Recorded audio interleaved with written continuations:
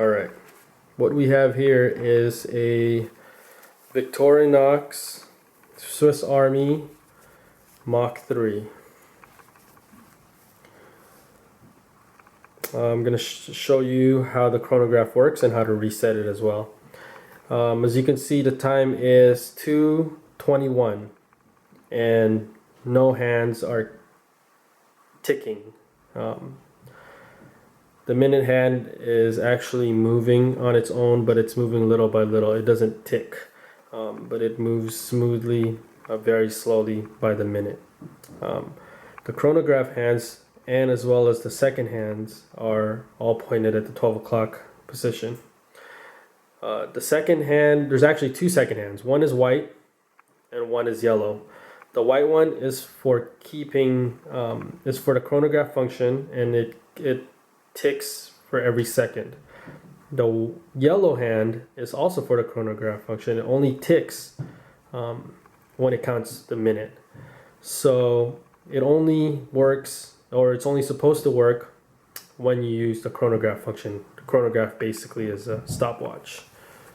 So I'm going to go ahead and press this button here to start the stopwatch. Oops. There you go. So now it started. So as you can see, the white hand is counting the seconds, where the yellow hand is still stationary at the 12 o'clock position. So this watch actually has a rotating bezel. It goes both ways. So this is a military pilot's watch. Dive watches only go one direction, but this is basically used as a timer. So when you know you need to be somewhere in 20 minutes, you could set this 20 mark at towards your minute hand, and you know that once you hit that, once the minute hand goes there, it's been 20 minutes. I'm going to reset it back to 12 o'clock. So now the chronograph stopwatch is moving, and that was a full minute. So this white hand has gone around for an entire 60 seconds. And as you can see, the yellow hand went to 1 minute. So every 60 seconds, the yellow hand moves 1 minute. And that's how the chronograph is supposed to work. You could actually stop it as well, and then start it up again. You stop it, and then start it again. So now we're at, you read this by saying, oh, so far you're at 1 minute and, what is that, 37 seconds? Something like that. So once it goes to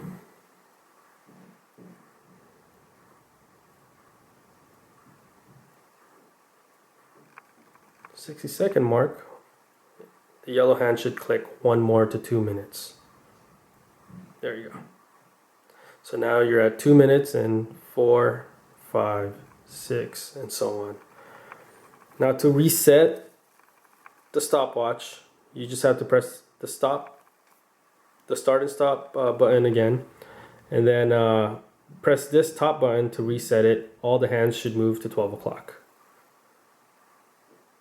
Yeah, so that's basically how most chronographs work, but for this one, there's no second hand for keeping time that moves consistently like most watches. So as you can see, the watch hasn't stopped.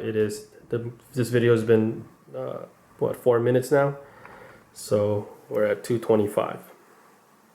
Now I'll show you how to reset it. A lot of times when you're wearing it, you know, and you bend your wrist, you don't actually know it, but there's times where you accidentally press this button just by bending your wrist, so the stopwatch is triggered.